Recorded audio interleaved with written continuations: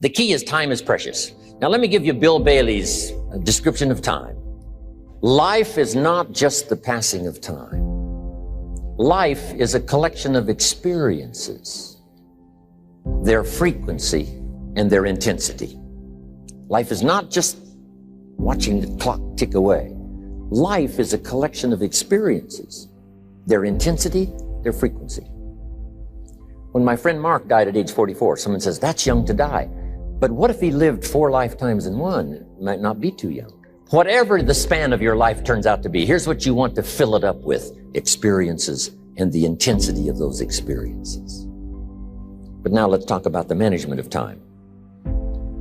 Here's one of the best ones. We covered earlier, when should you start building this hotel? Answer: as soon as you have it finished. Now jot this one down on time management. When should you start the day? As soon as you have it finished.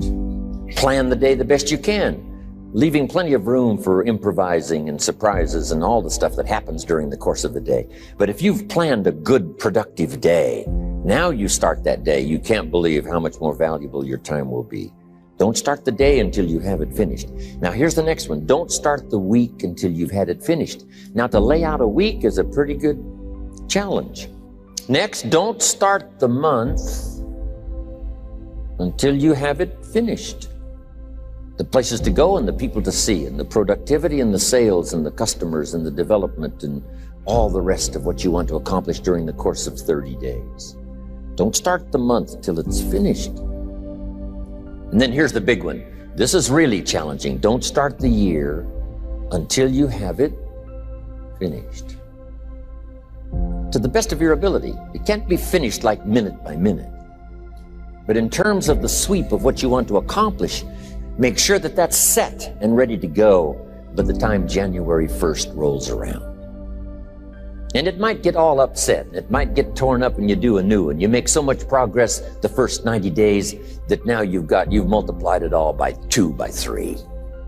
Because that happened to me. I thought, wow, this is going to be a great year. By the time I'd finished the 3rd month, I'm rolling, I'm soaring. So many things are happening, I revised my whole year's plan.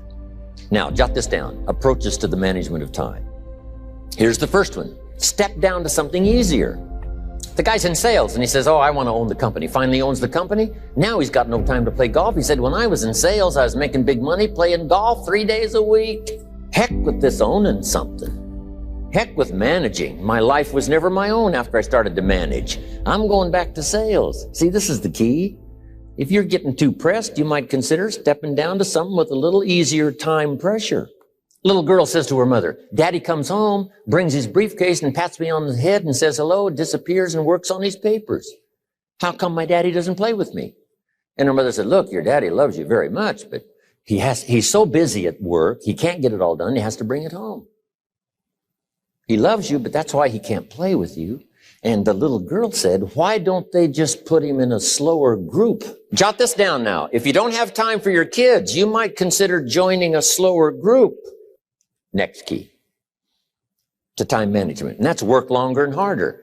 But see, there's a limit to that. I almost lost my health the first year. I went so crazy about personal development and achievement. I just went bonkers. You know, I told you I was skinny. By the end of that first year, I was a walking shadow. And then it suddenly occurred to me, what if I got rich and too ill to spend it? I mean, that was a shocker. So I started, developing a little more reasonable, because I said, if 12 hours won't do it, I'll work 14. If that won't do it, I'll work 18. I mean, how many hours it takes. And sure enough, it cost me too much. So see, working longer and harder for some might be appropriate. If you're just sitting around not doing that much, this might be good, work longer and harder. But you can only work so hard. Here's the key, not to work harder, but smarter. When you've worked as hard as you can, doing the best you can in terms of physical output in the time, reasonable time.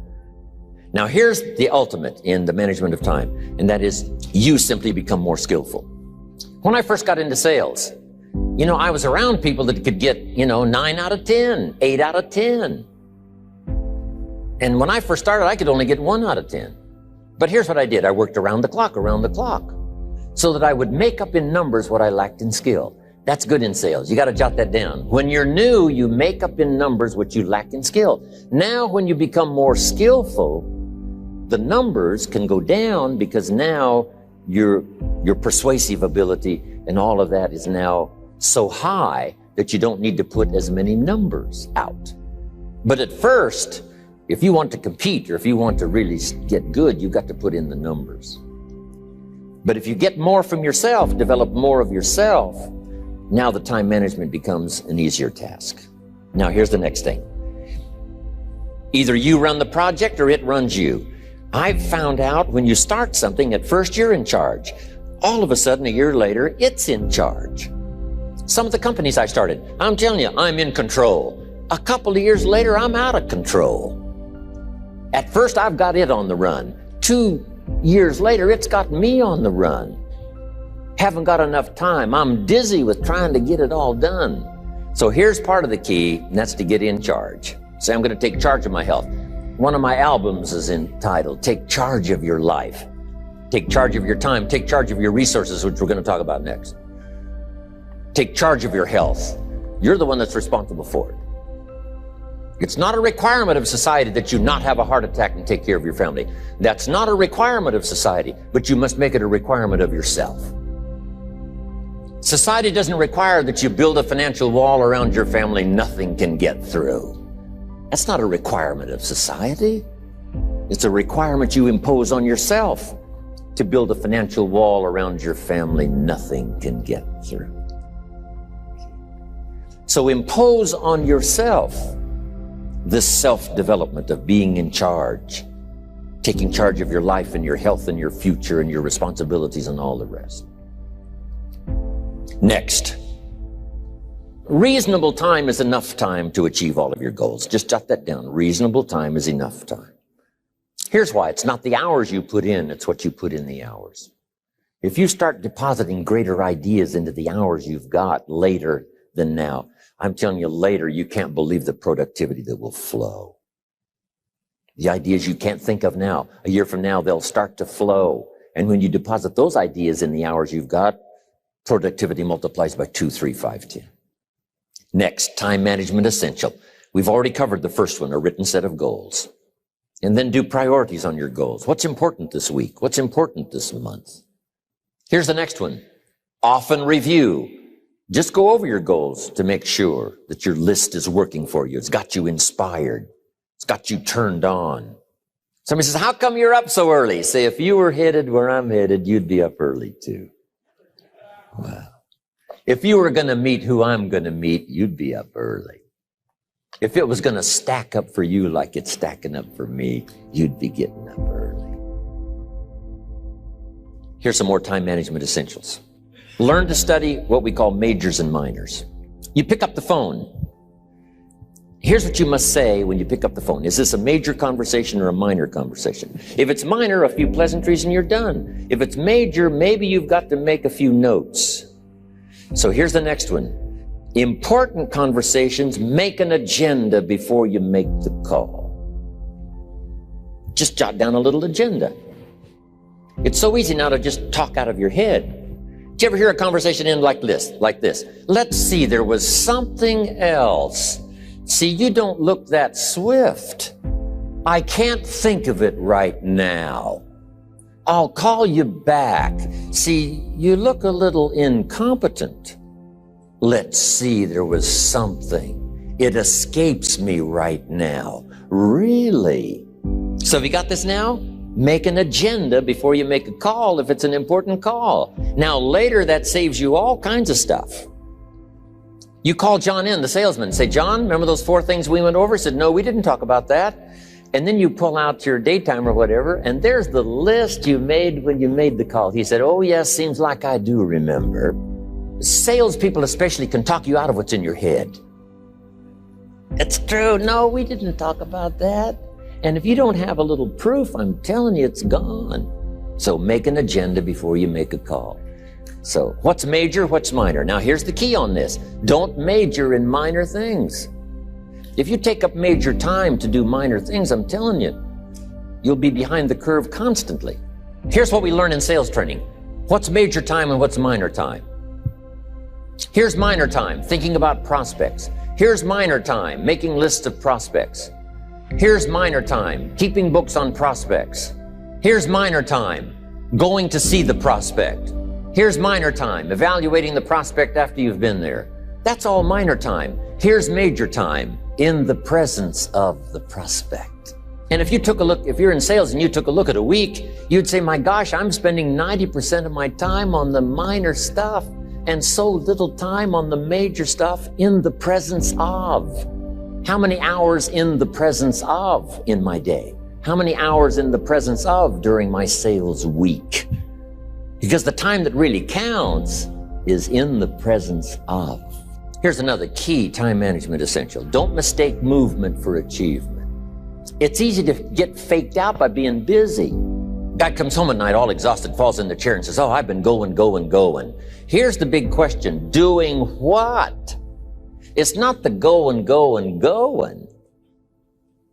Some people are going, and they're doing figure eights. I mean, their progress is small. So don't mistake movement for achievement. Here's another one in sales we learned. Don't mistake courtesy for consent. If somebody's pleasant and they nod, you say, oh, they're going to buy. No, they're courteous. You can't mistake courtesy for consent. Now, here's a big one, concentration. I had to learn this. All those years ago, I'm in the shower trying to compose a letter. Found it turns out to be a strange letter. So here's what I learned to do. Save the work till you get to the office. Save the work till you get to the work. Don't try to get to the office on the way to work. On the way to work, enjoy the way. In the shower, enjoy the shower. Then go to work when you get to work. I found this to be helpful. Concentration. Now, here's a big one on time management.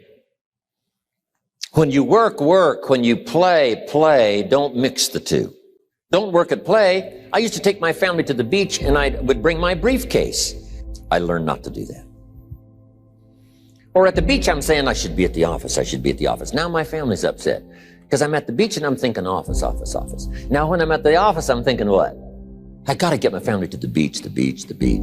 So things are not going too well at the office because I'm thinking beach, and things are not going too well at the beach because I'm thinking office. Here's what I learned to do. At the beach, be at the beach. At the office, be at the office. When you work. When you play. Don't mix the two. Don't work at play. Now, here's one of the most important ones. Don't play at work. Work is too serious. You don't want the reputation of being the office joker. Yes, there's time for some pleasant stories. Yes, there's time for a little humor. Yes, best if it's a happy office, of course. But I'm telling you, you got to be serious about work because you're parting with a piece of your life for the work you do. Your work costs you a piece of your life. Here's what it's called. Serious business. Not grim, not unhappy, but serious. Here's another key phrase. All work is good. You may not like your job, but if it's the stepping stones to get you to where you want to go, you got to appreciate your job. You don't have to have a passion for your job. Here's the ultimate passion, a passion for incredible success in every department of my life. That's the passion. But don't look down on some menial job you have to do to finally get you to where you want to go. No job is menial. No job is not, every job is noble. Training life for pay, making a contribution to society. Here's another big one. Learn to say no. I'm telling you, in such a social society we have now, it's so easy to try to be a nice person, saying yes to everything. Find yourself overloaded. Now you got to call and make well, gosh, all the time it takes to back out of something that you said yes to too quickly. Here's what might be better. I don't think so, but if that changes, I'll call you. Little things you can use not to overcommit yourself. My friend Ron Reynolds says, don't let your mouth overload your back. Next, analyze how you are. And if you have some weaknesses, if you doesn't seem like you can change, here's the key, get it covered. I used to keep promising myself I'd keep the books. Finally, I gave that up. And back then, it only took me an extra $50-60 a month for some accountant to keep the books. I said, no, I'm going to save the $50. You can't believe what I started losing in productivity because I tried to save the $50. So the key is a lot of the time you can stay like you are, but just make sure you get it covered. Next, beware of the telephone and all other systems of communication, especially the telephone at home. and systems of communication at home. And here's one of the best lines I've got for you for the weekend. Let all communication systems serve you, but don't let them intrude. When it comes time to have dinner with your family, you shut off all systems, unless the ones that can take messages silently. Don't let anybody intrude, come through the front door nor the back door, nor through the telephone or any other device. So you can't reach John and his family when he's having dinner. The President of the United States couldn't get through.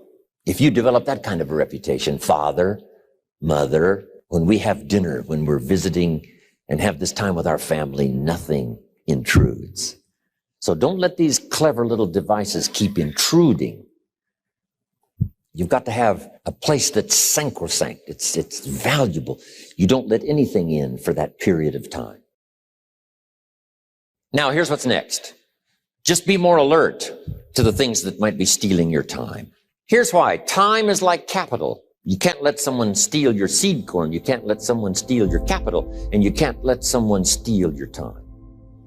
You must designate your time. And some of the time that you designate, you must not let anyone steal. Casual time, you might let someone intrude and steal a little bit and take a little bit, but not serious time. Next. One of the great time management savers is to learn to ask questions up front. Sometimes you talk to somebody for an hour, and then you ask questions and find out if you would have asked those questions up front, you could have saved yourself an hour. Asking questions up front helps you to get to the problem now. But if you just launch into some discourse, you might waste 30 minutes, waste an hour, when here's what you should have been talking about. After you finished an hour, you say, John, what's really the problem? He said, well, it's something personal. See, that's what you should have been talking about this whole hour. Next, learn to think on paper. Solving problems. Take it out of your head and put it on paper. Another one is setting goals. Here's another good way to think on paper. It's a projects book. Each person you're working with and each project you're working on, get a loose leaf binder and a tab and some pieces of paper behind the tab and do a little continual summary of how it's going between you and that person and between you and that project. I call it a projects book. It is so useful to me. But what's going on between you and this person? When you last got together, what did you talk about? And you got a few notes there. Here's what we talked about the last time we got together. Now when you get together again, you can review that so you'll know better what to talk about.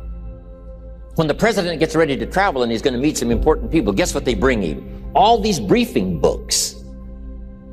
Right? The last time you were with Khrushchev, Kennedy is informed. Here's what he said and here's what you said. Kennedy said, oh, that's valuable. I need to remember that. If a person is important, it's worth a little running account. You might even have a projects book for your children. Here's what's happening between me and my child. We've talked about this and we've talked about this and we've talked about this. Next, a day timer. Keeping track of all of your appointments.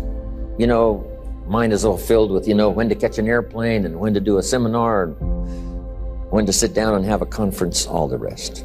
Next is a game plan. If you've got a house and the, insurance is going to come due and some other things are going to come due, you just put it on a spreadsheet and make sure it's taken care of. Key phrase, take things out of your head and put them on paper. Now here's the last one, thinking on paper, and that's to keep a journal. One of the things I'm known for around the world, have been now for 39, 40 years, is keeping a journal. Now my journal is not it's not necessarily it's not like a diary. It might be part diary. I'm flying over Ireland and I write down a few little things that impress me. Today I met this person. Wow, what an extraordinary event. Today I conducted this seminar in Rome. 1,000 people stood up and sang for me. I've got a little bit of a diary in there. But here's what primarily your journal is for. Collecting good ideas. A journal is to collect good ideas on your health, good ideas for your business, good ideas for your future, good ideas for time management. Because I used to take notes on pieces of paper and torn off corners and backs of old envelopes and restaurant placemats. And I threw all this stuff in a drawer. It did not serve me well. I finally learned to get a bound copy, right? And just keep a journal. Right? If I was here, I had my journal, I'd be taking notes, right? These 2 days in my journal. Now, if you're caught without your journal, you just take the notes when you get back home. You Put those notes in your journal, throw the paper away. Because we don't usually go through paper to review. But see, my journals now make up a significant part of my own library. My journals all reserved privately for my children and my grandchildren. Can you imagine what I've collected over the years? It's unbelievable.